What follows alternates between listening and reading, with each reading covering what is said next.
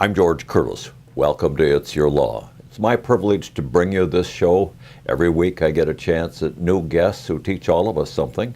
How laws are made, broken, enforced, ducked, dodged, how they can be made better, how they work, and how they sometimes don't work as intended.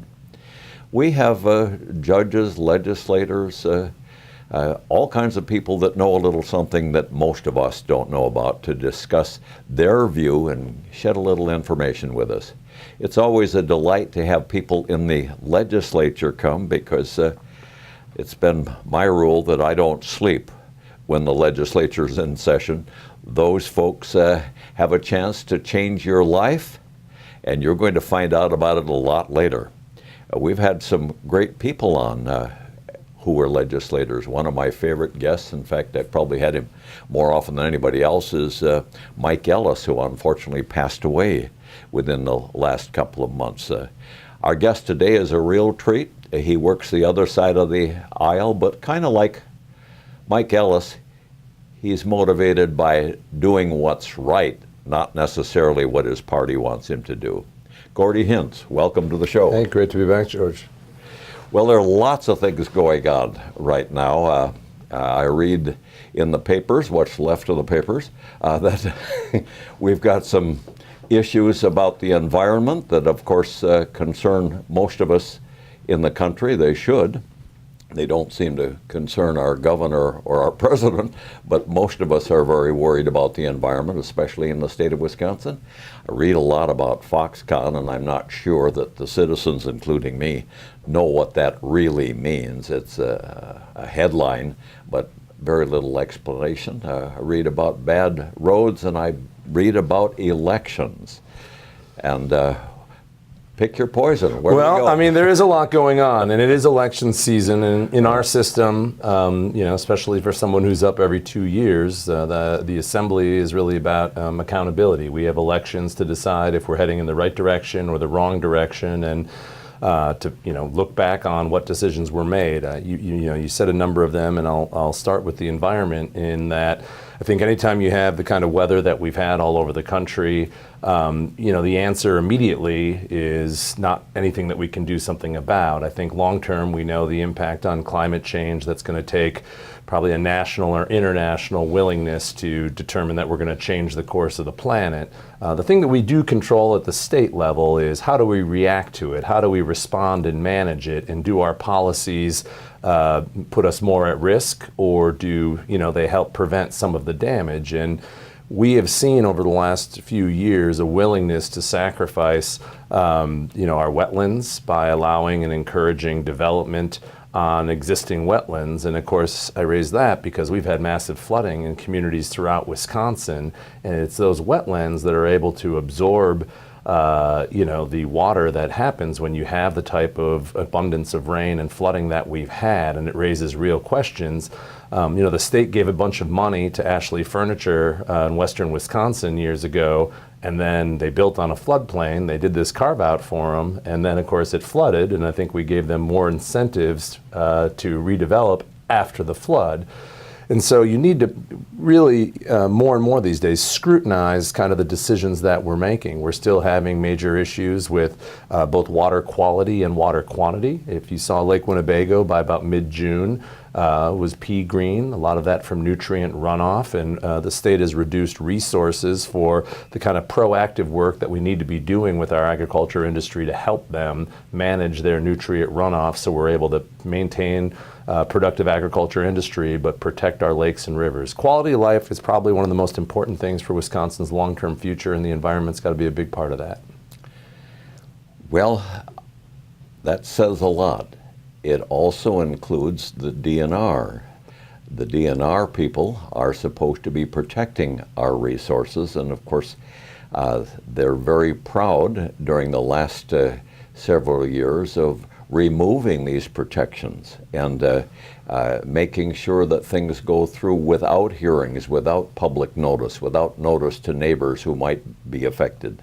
On another level, the DNR science department has pretty well been laid off. The scientists that made a study about the mines in northern Wisconsin and came back with a report that they would be dangerous to the environment all got reclassified and their jobs no longer exist.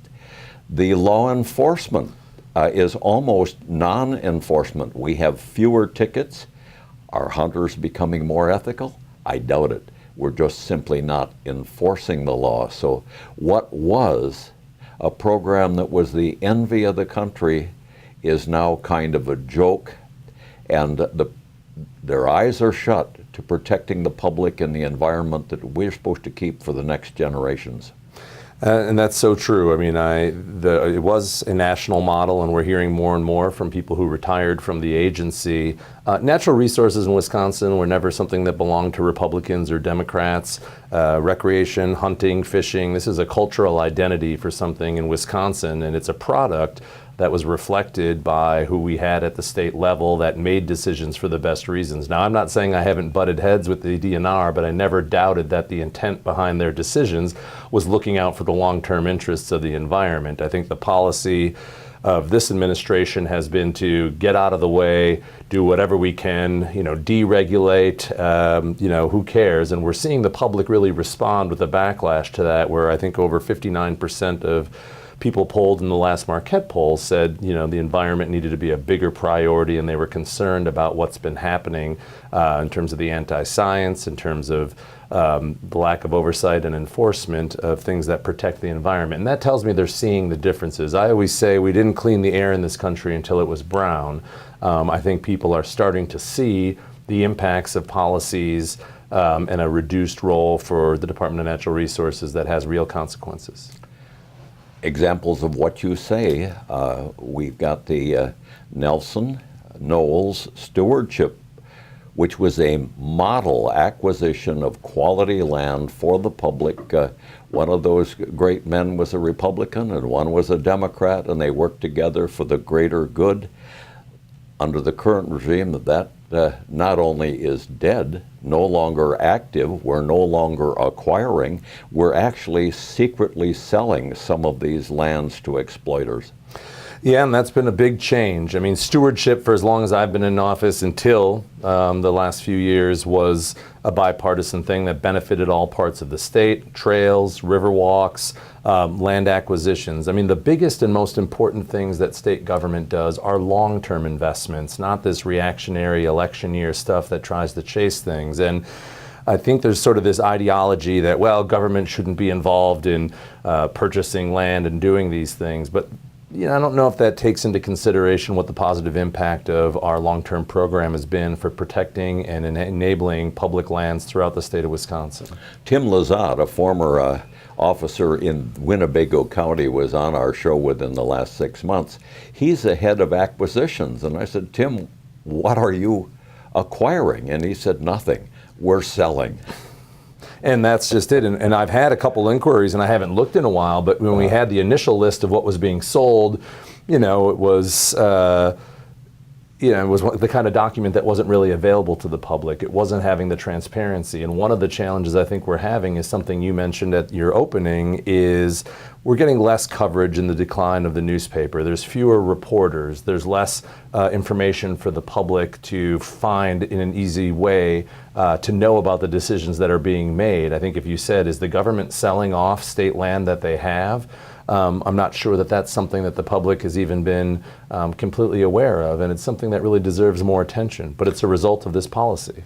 Hold that thought. It's an important one. The public awareness, the newspapers. We have to take a break, and we'll be right back. Welcome back to It's Your Law. Representative Hintz and I are talking about a number of things in your government. And one of the things we finished up the first segment with was the press. Now, we have a president and to some degree a governor who basically are saying the press is evil, can't be trusted, un-American, and all kinds of bad things. Now, I personally think that the press is more important to Americans' knowledge, freedom, and doing their job as citizens than the court, the legislature, or any other branch. What do you think? Well, democracy only works when you have an informed citizenry to make those decisions on who's going to represent them, and follows the decision making. It should be reflective of what the public is. I think we are in a really odd time in which people like the president or even me can communicate directly with voters with no filter, with no critical eye, with no truth. We're sort of in the post-truth world. The press corps since I've been in office has shrunk.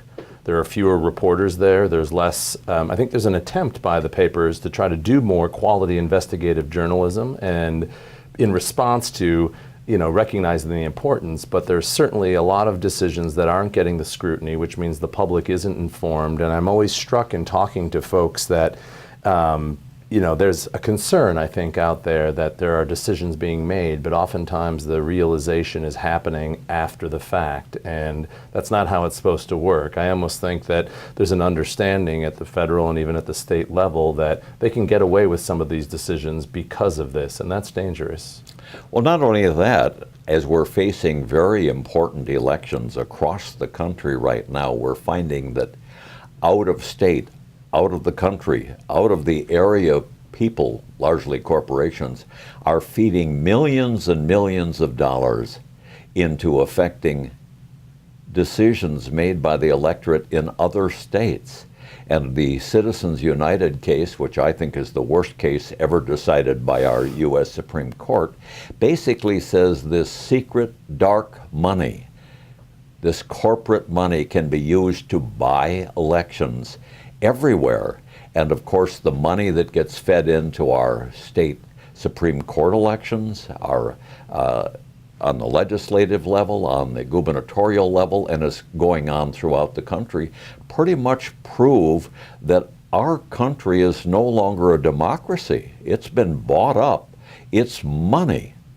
Now, maybe I'm overstating the case. What do you think? I can tell you that money in politics distorts the decision making in a way that makes decisions that's not reflective of the public, and it is by far the most disappointing and frustrating and dangerous part. Again, we know we have severe and increasing economic inequality in this country, but what that often means is we also have political inequality. In other words, we have people and powerful interests that are able to impact and influence elections to ultimately enact policies that are of self-serving benefit. And because of the Citizens United decision, it sort of opened things up, and it's harder to put it back in.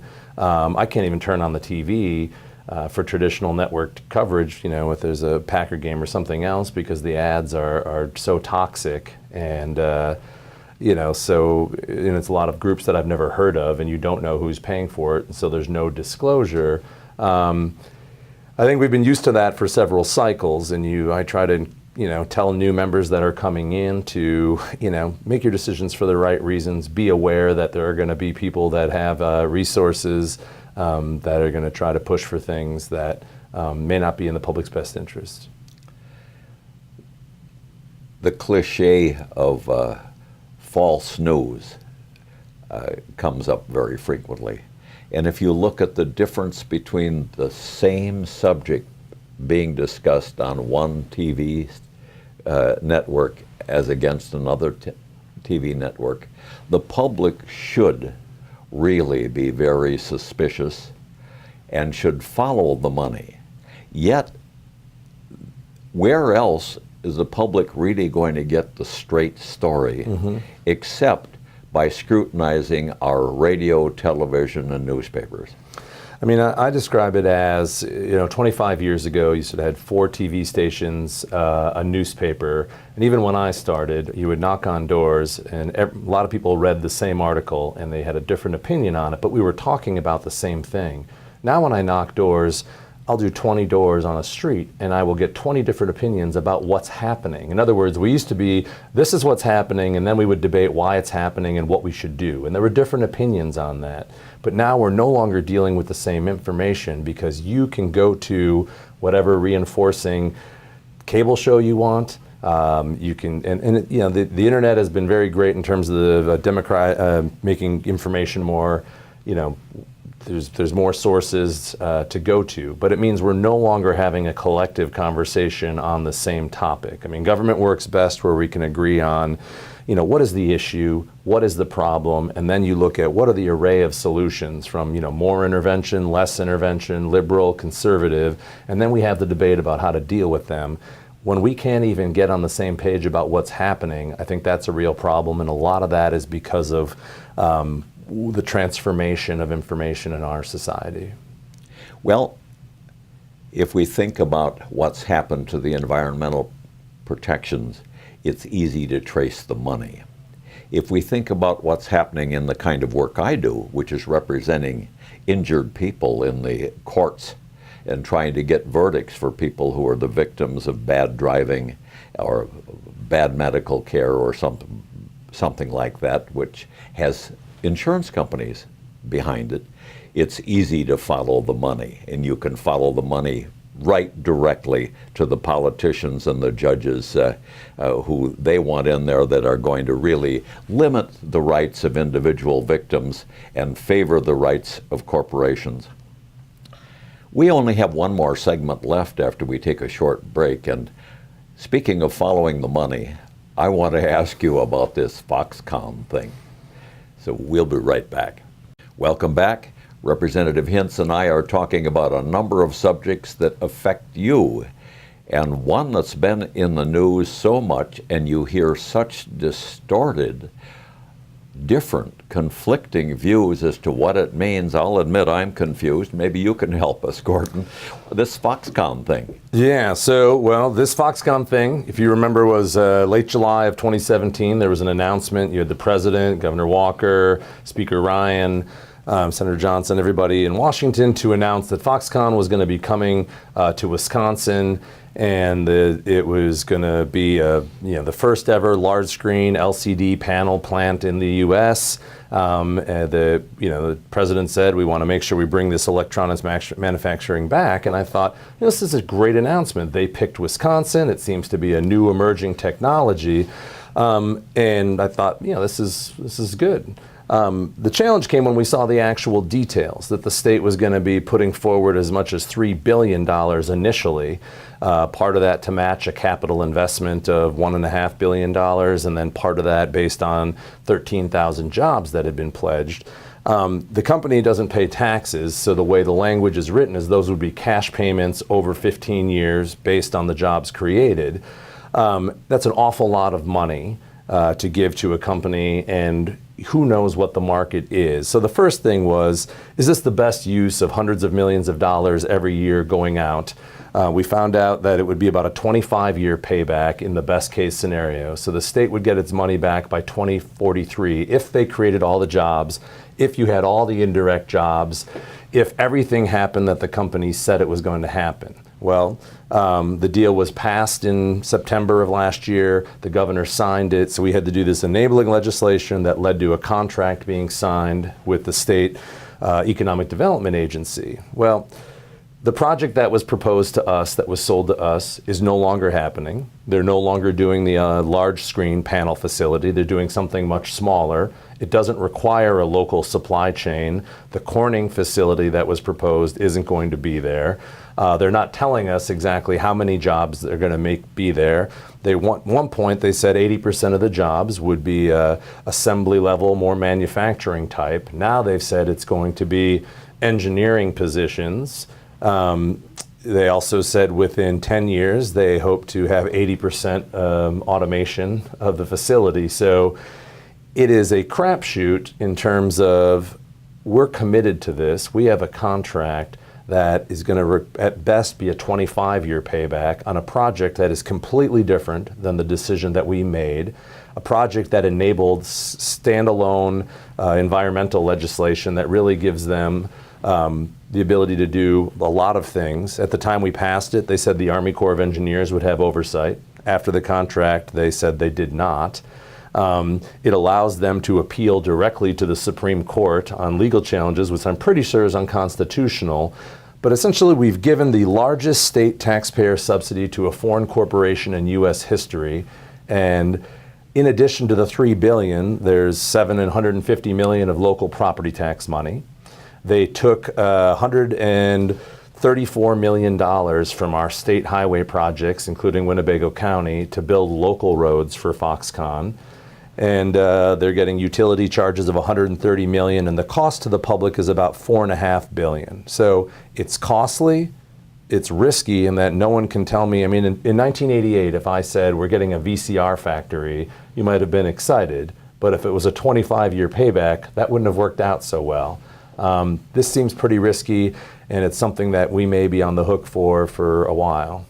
And of course, there have been some bypasses of the usual environmental protections to streamline this thing and get it to the home base more quickly. And what's the price of that to our country and our state? And again, that's something that it's moving at a pace right now, which seems to be more driven to demonstrate that something is happening before the election. I think we all want jobs. We all want good paying jobs. And I think when people focus on the potential jobs of this, I understand the enthusiasm. But you have to look at the cost, not just to the taxpayers, but to the environment. And that area, the development site flooded.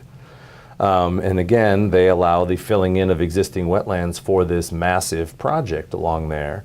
So the pace that it's moving, what we enabled them to do, and again, you're talking about a chemical-intensive process that requires an on-site treatment facility to treat the water before it goes back to the Racine treatment facility and back into the Great Lakes. That's going to require tremendous oversight at a time, like you said, when the DNR seems to not be interested in that kind of oversight. So we've shut our eyes to most of the traditional protections, which have already been weakened by the last administration in terms of not enforcing, not seeing the hazards that are out there.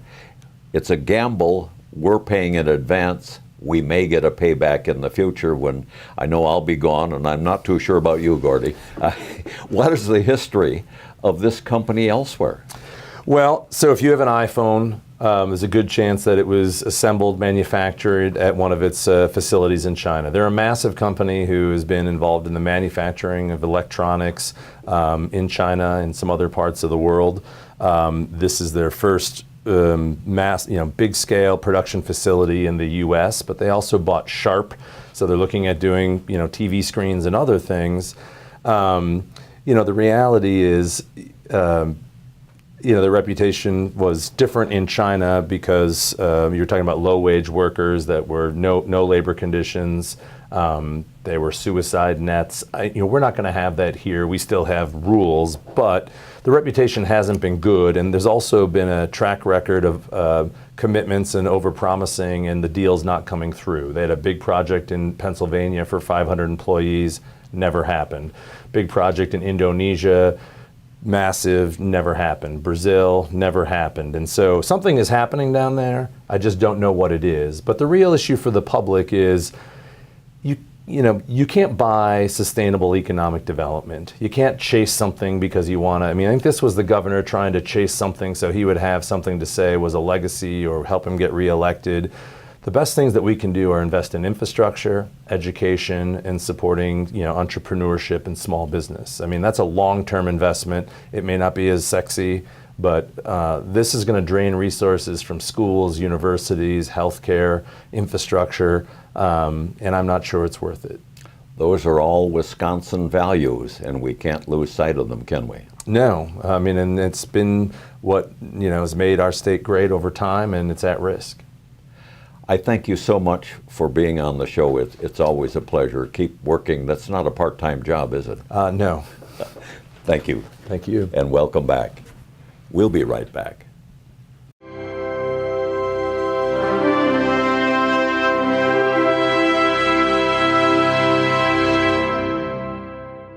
Before we conclude that it doesn't matter who represents us, I want to give you a few names that remind me that it does make a difference, regardless of party. Two of the great ones, in my opinion, here in the state of Wisconsin were Gaylord Nelson, a Democratic senator, Warren Knowles, a Republican governor. They worked together and for all of us to take care of our environment. They were gentlemen, they were scholars, and they put the people in the state before party. More recently, sadly, we have lost Senator John McCain. I think truly a great man who should have been president of this country.